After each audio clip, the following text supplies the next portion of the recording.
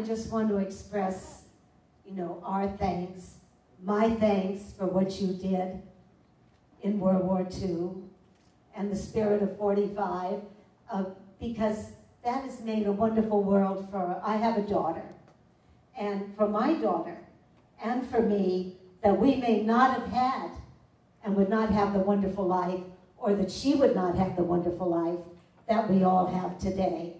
And that's because of all of you. So thank you so very much. Oh, everybody, you all, Margaret O'Brien, was it you say she was everybody's little girl. Margaret O'Brien, wasn't she? Everybody, she was my little girl. And I was just much older than you when I saw you.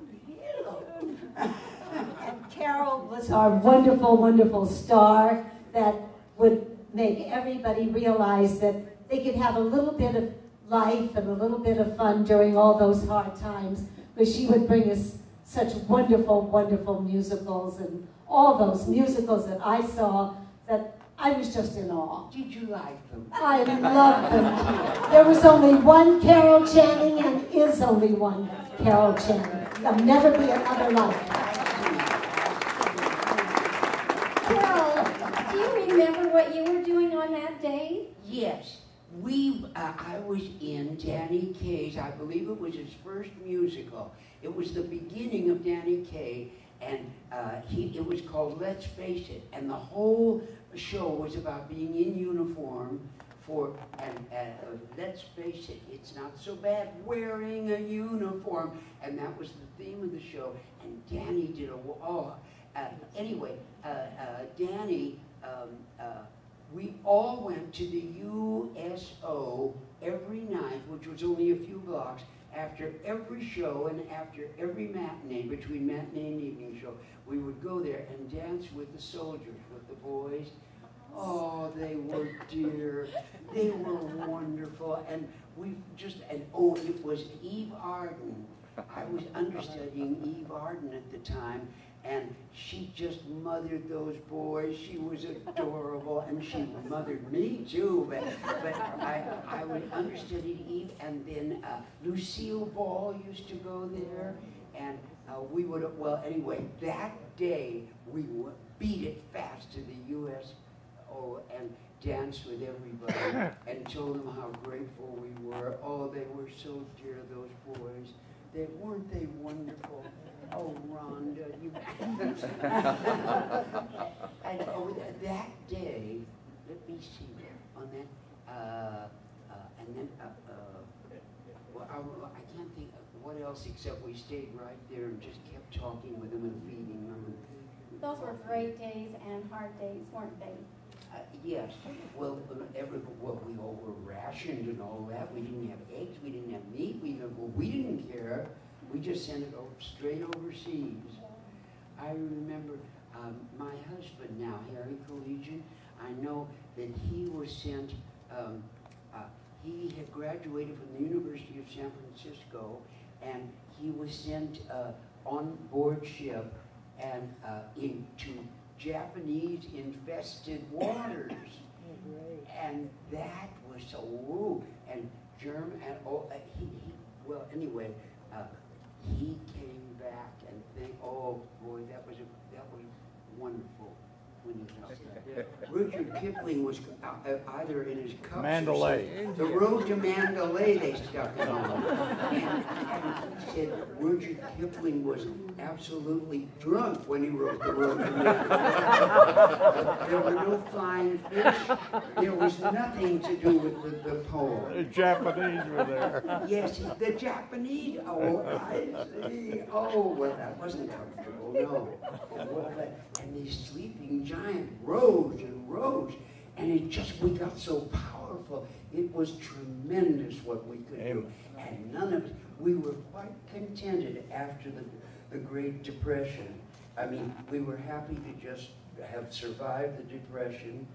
Boy, we survived things. That Depression was that men were jumping out of skyscrapers so that their children could finish their college education with the insurance. Remember that? Wow.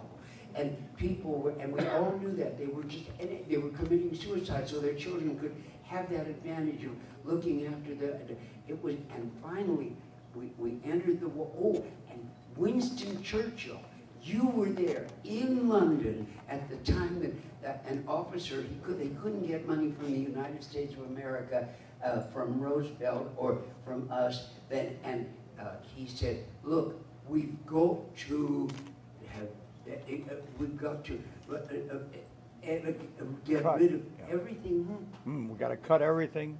Cut everything out, everything, and there isn't an absolute necessity, and we will start with the arts.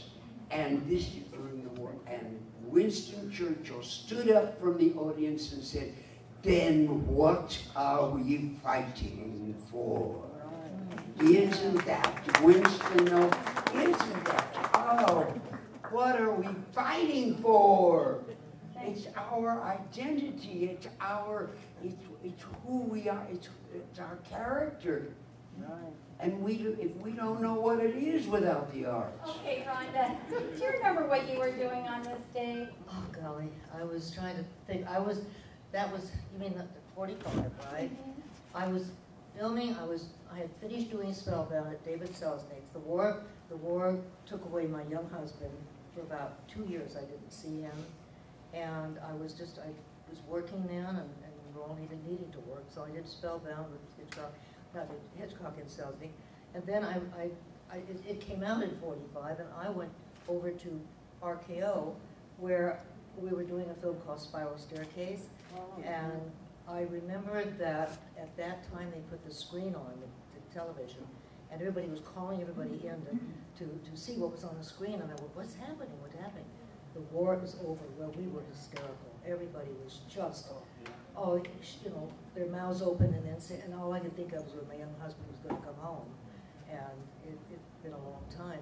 So that was great, and then I just started to go out and entertain the troops where I could, and went all over to Germany, and I went to, I just went with the USO, and just loved doing it. Of course, I'm so proud of the troops, and all of you who are here today, like my husband too, is over there, who was with the Navy.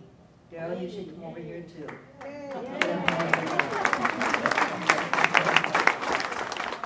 my goodness, I just love you so much. I could go around and kiss each one of you. Do it. So special, so They're going to special. count on that. All right, you can start now. Harry wants them to start now, Rhonda. I think it'd be a late by the time. How many we got here?